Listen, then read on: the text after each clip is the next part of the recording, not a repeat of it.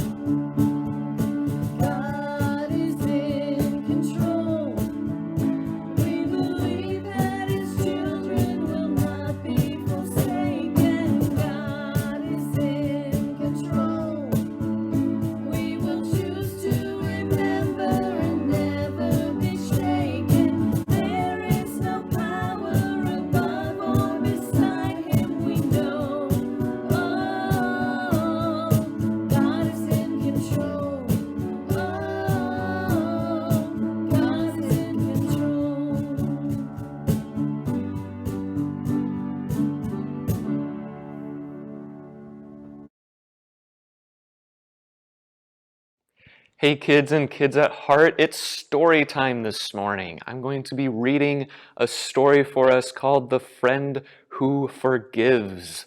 I'm going to step around so that you can see the book as well as possible. Here it goes.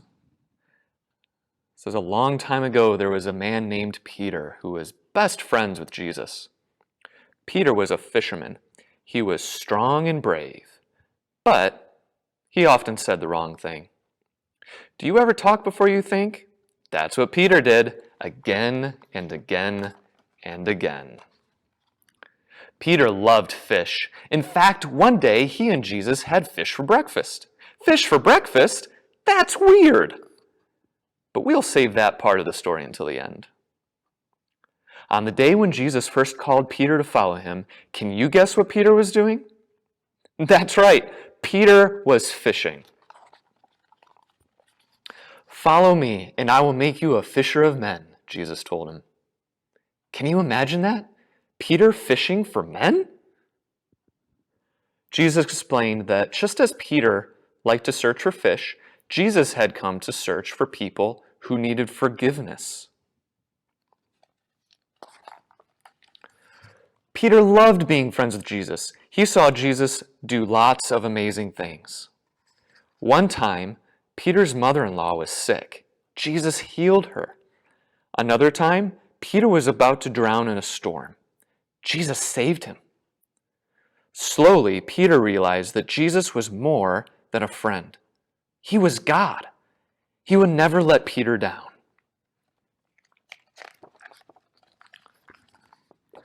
But sometimes Peter let Jesus down. Like the time that Jesus explained to his friends that he had come to die on a cross, but that he would come back to life to offer forgiveness. All of you will run away. You're going to say, you're not my friends, Jesus said. Peter spoke up right away. He did that a lot. I will never do that! But Jesus told him, before the rooster crows in the morning, you will say 3 times that you're not my friend. I will never do that. Jesus is my best friend, Peter thought. When soldiers came to take Jesus to the cross, Peter pulled out his sword to stop them. Put your sword away, Peter, Jesus said. My Father says this must happen. Jesus let the soldiers take him to a courtyard to stand trial. Peter followed from far away. Aren't you one of Jesus' friends? A young girl asked as she opened a gate for Peter to enter the courtyard. What do you think Peter said? No, I don't know Jesus. It was a cold night, so Peter walked over to a fire where some people were warming themselves. Aren't you one of Jesus' friends? Someone asked Peter. What do you think? Peter said. No, I don't know Jesus. Then someone else stepped forward and looked closely at Peter. Yes, you're one of Jesus' friends, aren't you? He said. What do you think Peter said? No, I don't know Jesus. Right then, at the very moment, a rooster crowed. Jesus turned around and looked straight at Peter. Then Peter remembered that Jesus had said, before the rooster crows, you will say 3 times that you are not my friend. Peter was so sad. He knew that he had failed Jesus again and again and again. He didn't just need to find other people who needed forgiving. He needed forgiving. Peter felt terrible. He ran out of the courtyard and he cried and cried and cried. Peter had let his best friend down, and now it was too late because the soldiers had taken Jesus away to be killed. But Peter didn't stay sad because Jesus didn't stay dead. 3 days later was the first Easter Sunday when Jesus came back to life to offer people forgiveness. But would he forgive Peter? for failing so badly? One day, Jesus went looking for Peter. Where do you think Jesus found him? That's right, Peter and his friends were fishing. Jesus called them from the beach. Peter jumped out of the boat into the water and rushed to the beach to see Jesus. And this is where Jesus and Peter had fish for breakfast. Fish for breakfast? That's weird. Peter was so happy to see Jesus alive, but would Jesus forgive him? Peter wasn't sure. Maybe Jesus wouldn't want to talk to him. Maybe Jesus wouldn't want to be friends with him. But yes, Jesus did want to talk to Peter. And yes, Jesus did want to forgive Peter. Wow! And since Peter had said he didn't know Jesus 3 times, Jesus gave Peter the chance to say 3 times, "I love you, Jesus." That's how Peter became a forgiven fisher of men. Peter spent the rest of his life telling people about his best friend, Jesus. He told them that if they would put their trust in Jesus, he would forgive them again and again and again. That's because Jesus was Peter's best friend. He forgave him again and again and again. And if you trust in Jesus, he'll forgive you too, again and again and again.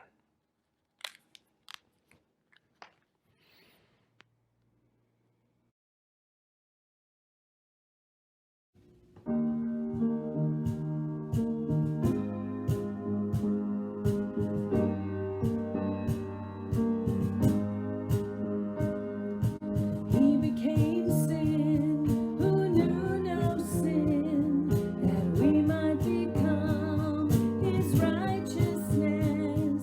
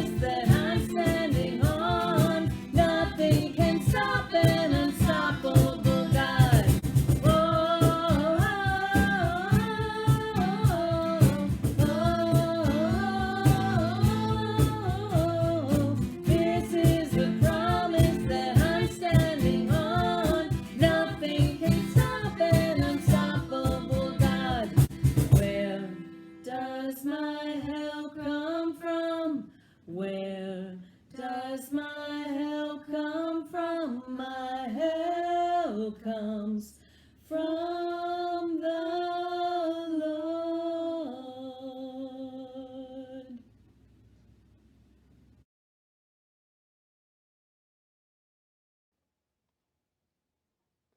Well, good morning, Osco Community Church. I'm happy that you're tuning in with us this morning, and I hope that everything is well today with you and your family.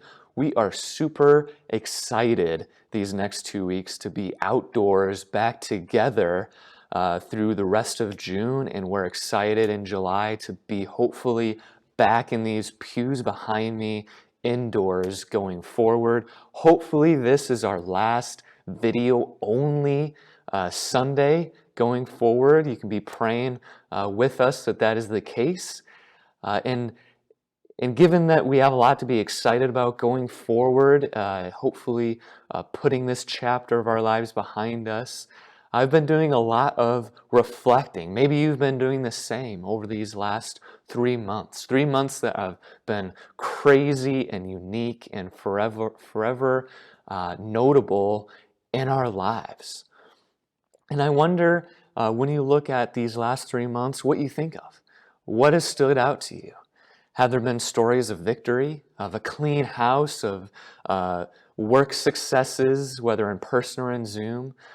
Perhaps your family has started routines, traditions that you would like to keep going forward. Perhaps you have achieved personal goals. Perhaps you've learned a new hobby, the guitar. Perhaps you've learned a new language, and when we see each other again, you'll be talking words in French to me that I don't understand. S'il vous plaît, I know that one. I don't know much else of French. Perhaps they've been stories of failure. Perhaps they've been stories of not achieving those personal goals, of bad diet, of bad exercise, of sleepless nights. Perhaps they've been stories of blatant sin. Perhaps you've just been stressed and depressed. Perhaps you've been worried about what's going on in the world. Perhaps you're just ready to be with people again. What have these last 3 months been like for you? Don't answer in the comments. This is just for you to think about. But what have these last 3 months been like for you? Perhaps it's a mixture of both. For myself, that's probably what I would say. It's a mixture of the good and of the bad. I do know that I've been stressed and depressed and without sleep, and I'm ready to get things going in a positive direction. But what have they been like these last 3 months? As I've looked over these last 3 months, I realized I've got 2 moments in time that are not really related to 3 months of not meeting as a church, 3 months of tales of viruses going on in the world, but they will always serve as reminders to me of these 3 months. In fact, these moments in time have been kind of like these 2 things. They've been like bookends during this period of my life. Bookends that are important in their own right, but beyond what they are in and of themselves, they serve to contain and remind me of all of the stories that have accumulated in between.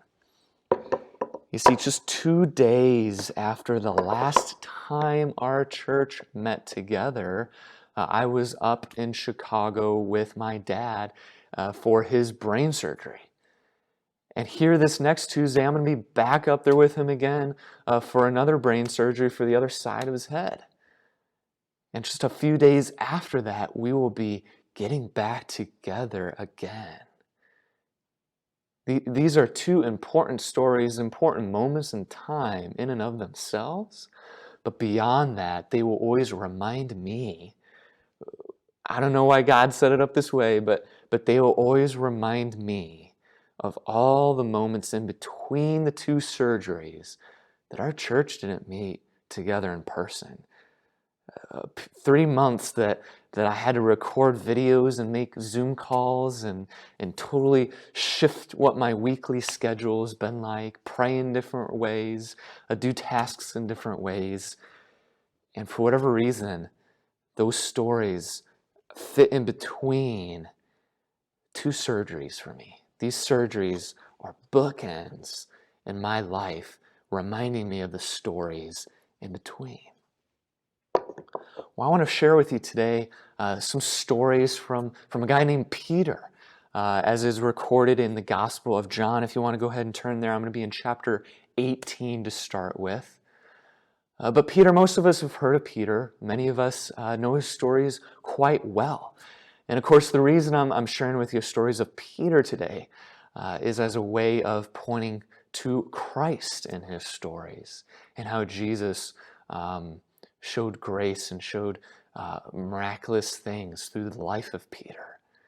Peter's a guy that I love relating with and reading about in the Bible because he is 150% in anything that he does. He is full-on human. He is relatable. He will go into any situation with his heart first. He'll say things that perhaps he'll regret right after because he is just so passionate and so energetic.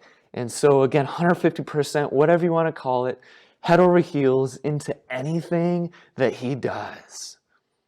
In many ways, Peter is a person to be looked up to. He was the first in many things in a good way. He was the one that said that Jesus was the Christ, the Son of the living God. He was the one who walked on the waves going towards Jesus. He was the one who cut off a guy's ear because he wanted to protect Jesus in the Garden of Gethsemane when the guards came for him to arrest him. But like many of us, when we do something right, we can so quickly take 2 steps back right after. You know, after Jesus said that Jesus was the Christ, the Son of the living God, he rebuked Jesus because Jesus said that he was going to go and he was going to die. And Peter thought that he would rebuke the Son of God. He had just admitted that he was the Son of God, and he rebuked him.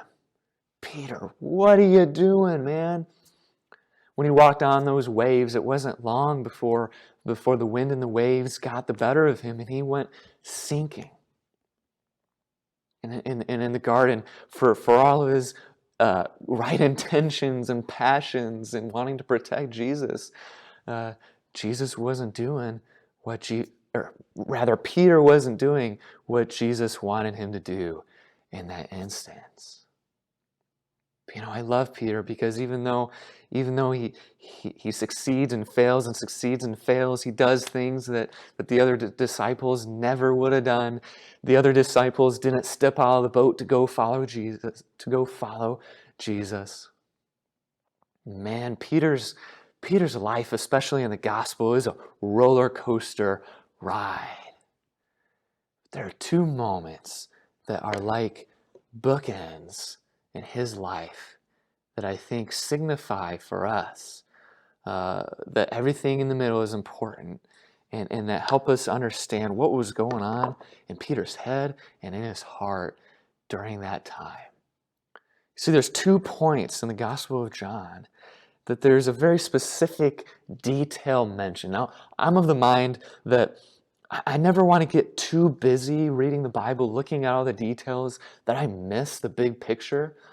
But I also believe that every detail has a purpose in the Bible. You know, that God sovereignly orchestrated the writing of His Word for a reason. And I think that if there's a pattern of details left for us, that there's a reason for it. There's 2 times in the life of Peter and in the ministry of Jesus in the Gospel of John that we see a charcoal fire made mention of. The first one's here in John chapter 18. So let's see what's happening when we hear about this charcoal fire with Peter. As many of us know, Peter had told Jesus, well, I'll always follow you. I'll never fall away. And Jesus had told him, Peter, you're going to deny me 3 times before the rooster crows. And here in John chapter 18, starting in verse 15, we read this. It says, Simon Peter followed Jesus, and so did another disciple. This was after Jesus had been arrested. Since that disciple was known to the priest, he entered with Jesus into the courtyard of the high priest. But Peter stood outside at the door. So the other disciple, who was known to the high priest, went out and spoke to the servant girl who kept watch at the door and brought Peter in. The servant girl at the door said to Peter, "Aren't you one of the man's disciples? Aren't you?" He said, "I am not." Now the servants and the officers had made a charcoal fire because it was cold, and they were standing and warming themselves. Peter was also with them, standing and warming himself. Now, it's possible that the scene's just getting set here, but you know what? Usually the Bible doesn't really set the scene very much. Usually the Bible sticks to the important details, and so it seems a little bit odd they would point out that these people started a fire at all times. It could be easily seen as unimportant information. Why does this need to be here? Well, we'll get to that later, but I'm going to keep reading here in verse 25. Skip ahead with me in verse 25. It says, "Now Simon Peter was standing and warming himself. So they said to him, 'You also are not one of his disciples, are you?' He denied it and said, 'I am not.' One of the servants of the high priest, a relative of the man whose ear Peter had cut off, asked, 'Didn't I see you in the garden with him?' Peter again denied it, and at once a rooster crowed."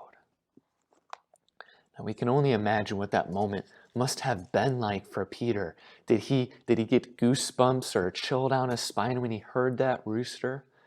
I wonder how long he stood there looking into that fire, just watching the flames and the embers as he replayed what he had done and what Jesus had said and thinking about what's going to happen to Jesus. And how long did he stand there filled with regret for doing exactly what he had promised he wouldn't do and what Jesus had said that he would do? What must it have been like for Peter in that moment? Well, as we skip ahead over to chapter 20 here, I want to cue you into a little bit more of the story before we see the second bookend to this story here. Chapter 20, so Jesus has gone to the cross. He's died, he's been buried, and Peter doesn't quite know it yet, but Jesus is back walking around. John chapter 20, it says, "Now on the first day of the week, Mary Magdalene came to the tomb early, while it was still dark, and saw that the stone had been taken away from the tomb. So she ran and went to Simon Peter and the other disciple, the one whom Jesus loved," that's John, by the way, "and said to them, 'They have taken the Lord out of the tomb, and we don't know where they have laid him.' So Peter went out with the other disciple, and they were going toward the tomb. Both of them were running together, but the other disciple outran Peter and reached the tomb first." Now again, we can get busy overanalyzing details. I don't know exactly the reason, if there's anything to the significance that John got there first. But what I do know is that Peter was always the first guy. He was always the first one to whatever they did, it seemed like. And I gotta wonder, if the golden boy here, the quarterback of the football team, why is he missing throws all of a sudden? Why is he not the first one there? You wonder if things are going through his head. You wonder if he was not wanting to see Jesus in that tomb, or even an empty tomb, because of what he had done. But in true Peter fashion, verse 5, it says, "And stooping to look in, John saw the linen cloths lying there, but he didn't go in. And here comes Simon Peter. He came following him and went in the tomb, and he saw the linen clothes lying there, and the face cloth which had been on Jesus' head, not lying with the linen cloths, but folded up in a place by itself. Then the other disciple who had reached the tomb first also went, and he saw and believed. For as they yet did not understand the scripture, that he must rise from the dead, then the disciples went back to their homes. If you skip with me again, and in some of these parts that I'm skipping around in, Peter, I assume, got to see Jesus because it says that Jesus appeared to the disciples. But I'm going to skip ahead again, focusing on the other bookend that we're talking about here. Chapter 21. John chapter 21. After this, Jesus revealed himself again to the disciples by the Sea of Tiberias, and he revealed himself in this way. Simon Peter, Thomas the twin, Nathanael of Cana in Galilee, and the sons of Zebedee, and 2 others of his disciples were together. Simon Peter said to him, "I'm going fishing." They said to him, "We'll go with you." They went out and got into the boat, but that night they caught nothing. You wonder if part of why Peter's going fishing here, maybe they're just hungry. Maybe they just needed food. But I wonder if, like many of us, in a time where Peter's stressed out, worried, overcome with everything that's been happening in what he had done a few days before with denying Jesus, if he's just going back to what's familiar. Peter's life was fishing.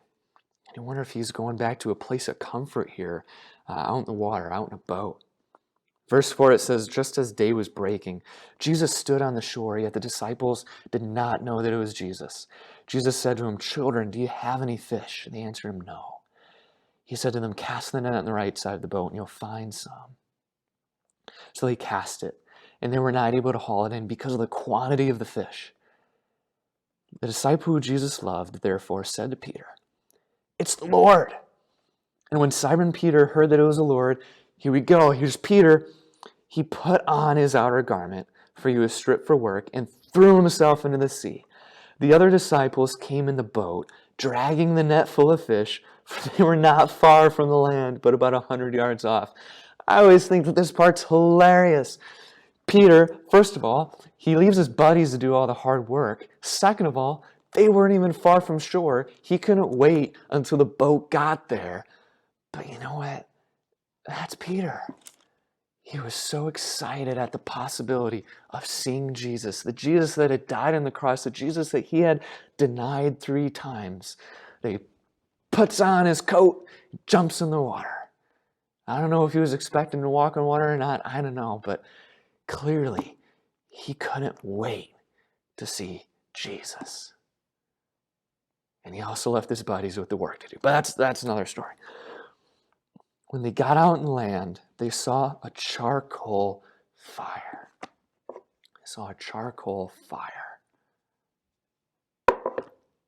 Why does the Bible say that? We'll get to that. There's fish laid out on it and bread. Jesus said to him, "Bring some of the fish you have just caught." So Simon Peter went aboard and hauled the net ashore full of large fish, 153 of them. And there were so many the net was torn. Jesus said to him, "Come and have breakfast." Now none of the disciples dared ask him, "Who are you?" They knew it was the Lord. So Jesus came and took the bread and gave it to them, and so with the fish. This was the 3rd time that Jesus was revealed to the disciples. Again, I assume that Peter was with him in the other 2 times after he was raised from the dead. All right, so we've charcoal fire. What was happening the first time there was charcoal fire? Peter denied Jesus 3 times. What was Peter probably thinking about for days after doing that? Denying Jesus 3 times. What was still probably crossing Peter's mind in those first times that he was reunited with Jesus? Hey, I'm so happy to see this guy, but man, I failed him. I failed him 3 times in a row. And you wonder if Peter might have gotten a chill again, goosebumps, sitting there, looking into those embers, looking into that fire, reminded of the time before with Jesus sitting there with him again. What must that experience have been like for Peter? I ask what these last 3 months have been like for you. I'm willing to bet it hasn't all been good. I hope and I pray that there are those stories of victory, and I'd love to hear them when we get back together. But from what I have heard and what my gut's telling me is that there's a lot of things that have happened these last 3 months we would all prefer to forget about. We would all prefer to put behind us. Again, maybe, and this is between you and the Lord, maybe you have been in sin. Maybe it's just been being stressed out. Maybe it's just been being out of sorts. But maybe there's ways in which, looking at these last 3 months, you're thinking, God, I haven't honored you as I should. I haven't followed you as I should. I haven't loved you as I should. And God, even though I haven't said it with my mouth, I've as good as denied you 3 times in these last 3 months, maybe more. Church, I want to encourage you today in this story of Peter and of Jesus. You know what happened between these 2 bookends in Peter's story? What happened between those bookends was the guy that he had denied 3 times. 3 times. And he shouldn't have done that. It was wrong to do that. But the guy that he denied 3 times still went to that cross willingly. Jesus could have aborted at any time. He could have called those angels down. He could have said, I'm not doing this for this guy. I'm not doing this for these people that are mocking me, that are scorning me, that are shouting for me to go on this cross. But he went anyway. He went on that cross. Why did he go to that cross? He went to the cross to die for the sins of those people that hated him. He endured beating. He endured torture, both before and during the cross. He endured a separation from God the Father, which I cannot fathom in my head how the Son of God could be separated from the Father of God for a moment. He endured the full weight of God's wrath for the sins of the world. He came back. He came back and he sought out the disciples. He sought out Peter. And for whatever reason, I'm not saying for sure that I do know why Jesus lit that fire. I've just got to guess here. But I wonder if he lit this fire and invited Peter in, knowing that Peter would look into that fire and his memory would be remembering the first bookend, remembering that moment when he denied him. And this is a way of saying, yeah, Peter, I know. Peter, I know what you did. I'm still here with you. I love you. I forgive you. I'm with you. And I want you to follow me. And I want you to tell others about me. Guys, I don't know what these last 3 months have been like for you. I don't know if you've got bookends of your own of this time that will help you to remember. But I want to encourage you. There's been failure in these last 3 months. There are things you're not proud of. I want to encourage you that the same Jesus that came back for Peter is still ready to show you and I grace, mercy, forgiveness, love. I could end right there if I wanted to. I'm not going to. I'm not going to, because my next thought or my next question is, well, what next? What next? If we know this pandemic isn't officially over and the world's crazy right now, and All I'm referring to is the fact that we're going to get to meet together in person again. But what do we do after this? What do we do going forward? I can't bring myself to stop at this point in the story with Jesus and Peter because it's a perfect example for us now of how we should live going forward in light of Jesus' grace and love and mercy. Chapter 21, verse 15 in the Gospel of John, it says, when they finished breakfast, Jesus said to Peter, Simon, son of John, do you love me more than these? He said to him, yes, Lord, you know that I love you. He said to him, feed my lambs. Jesus said to him a second time, Simon, son of John, do you love me? He said to him, yes, Lord, you know that I love you. He said to him, tend my sheep. Jesus said to him a third time, Simon, son of John, do you love me? And he said to him, Lord, you know everything. You know that I love you. Jesus said to him, feed my sheep.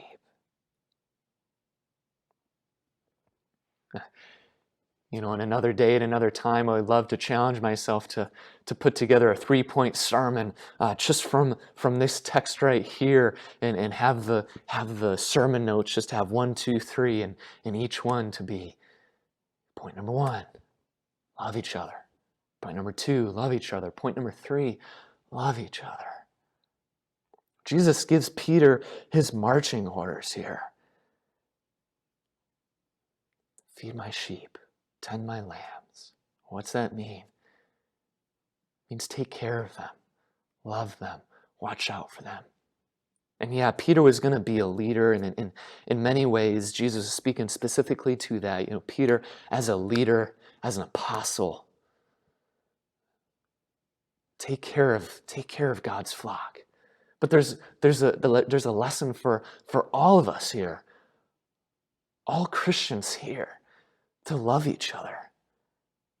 That's our marching orders. And I love that, you know, just as Peter denied Jesus 3 times, Jesus gave him the opportunity to tell him he loved him 3 times. But you know what else? Whenever in the Bible something is mentioned 3 times in a row, it's like saying that that's the perfect thing. For any grammar nuts out there, you know, Beth, I think of you, you know, it's like the superlative. It's like the superlative. You know, if I were back as a teacher's aide, helping students do their English homework, do their grammar homework, you know, we might have an example that says, well, Timmy ran. Okay, Timmy ran. We could say, well, Timmy ran faster than Bill. Or we could say, Timmy ran the fastest. That's the superlative. It's the most important thing. Nothing can go beyond that. He was the fastest. You know, when we see in the Bible that God's called holy, holy, holy, it's like saying God is perfectly holy, which I always thought was kind of strange, because if you truly understand the definition of holy, either you're holy or you're not, right? So one holy should be good enough, but it says God's holy, holy, holy. He's perfectly holy. He's holy like nothing else can be holy. And here Jesus tells Peter, he asks him, do you love me? Yes, I love you. Yes, I love you. Yes, I love you. Okay. Tend my sheep, tend my sheep, tend my sheep. Love others. Take care of others. Love others. Guys, that's our marching orders. We might not like it. We might have a but. Our marching orders isn't to go get in arguments with everyone. It's not to run over everyone with our words, with our actions. It's to love each other. Jesus goes on, verse 19, he says, follow me. And then Peter, again, man, Peter, I love him. He had just had breakfast with Jesus, and Jesus had just told him, Peter, I told you what I wanted you to do. Take care of people, take care of people, take care of people. And then it says, verse 20, Peter turned and saw the disciple whom Jesus loved following them. Again, that's the disciple John, the one who had leaned back against him during the supper and said, Lord, who is it that's going to betray you? Verse 21, when Peter saw him, he said to Jesus, Lord, what about this man? What? Peter. Jesus said to him, if it is my will that he remain until I come, what is that to you? What is that to you? You follow me. You follow me. Guys, I got to tell you, I'm getting a little tired of Christians pointing fingers right now. Tired of Christians pointing fingers at the world. I'm getting tired of Christians pointing fingers at each other. And you know, it's like Peter right here. We've got our marching orders. And yeah, it's not to say that we say that sin's okay. You know, it's not to say that we roll over and not say what is true. But our primary marching order, what gets people to care about the truth that we're speaking, is love. Take care of one another, take care of one another, take care of one another. And it's so easy for us to go, okay, but what about what they're doing? They're in sin. They're not doing what's right. They're not, oh no, them. Jesus is saying, no, follow me. Hey, what is it to you what they're doing? Like as Christians, we are to hold each other accountable. We should hold each other accountable. And there's a place to hold each other accountable. There is. I'm not discounting that. There's so many ways what I'm saying could be misconstrued, and if you think I'm in La La Land, I encourage you to just come talk to me, and I would love to clarify what I'm saying right here if I'm not being clear. Yes, there's a time to hold each other accountable. But you know, it's the old adage of the world. The world knows what we're against. They know full well what we're against. Let's show them what we're for. Let's show love. Let's show compassion. Let's show grace. And as tempting as it is, we've got to remind ourselves of it daily. As tempting as it is for us to start pointing the finger and going, but what about them? Jesus is saying, you follow me. Follow me. I'll wrap up. I got the time ticking in front of me as I record these videos, always in front of my eyes. Right now it's reading 33 minutes. Guys, again, I don't know what these last 3 months have been like for you. For me, I know I've been stressed. I've been depressed. I've had sleepless nights, literally. I've been heavily caffeinated, and I've eaten about 50 more frozen pizzas than I care to admit. And I want nothing more than to get some good daily routines back in my life going forward. I want to grow closer to God going forward. I want to be a better example for God going forward.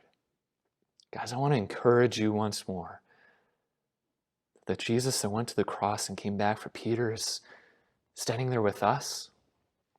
I'm actually going to share a link to a song along with this video, probably in the caption of this video. That'll take you to YouTube if you want to go watch. It's a song about Peter, written by Casting Crowns. Guys, I also want to encourage you today, going forward, to be thinking about, and you can do this in a myriad of ways. Hey, what things are good for our family going forward? What things were not so good before that we need to not do anymore? What are some new things we should do in the future? But I want to encourage you personally to double down in your efforts, as I'm going to do in mine, to be showing God's love and concern myself less with what everyone else is doing, and to follow Jesus myself. Why don't I pray for us? Father God, we thank you so much for your everlasting love. God, we thank you that you are a holy God, holy, holy, holy. There's no one like you. God, we thank you that you're a sovereign God that knows every detail of life inside and out and has a perfect plan for how everything's going to work out. God, we thank you for your Son, Jesus. We thank you for his obedience towards you and faithfulness in you to go to the cross and die for the sins of mankind. Thank you. We thank you that his sacrifice is effective to redeem us, to cover our sins, to reconcile us back together with you for eternity. We thank you that you still show grace and mercy toward us. God, we ask for your help in showing love to others. We ask for your help to follow those marching orders, to take care of people, whether we're quote unquote a leader or not, to take care of those around us. God, we ask you to help us to follow you. Show us how to do that, to keep us on track day after day when our hearts want to lead us astray, when idols in the world want to lead us astray, when all the different voices in the world are calling us to go in a different direction. Help us to follow you. God, we look forward to being together in person again. We ask that you'd help the weather to cooperate the next 2 weeks as we look to have outdoor services. God, thank you for being a perfect and awesome and wonderful God. I pray this all in Jesus' name.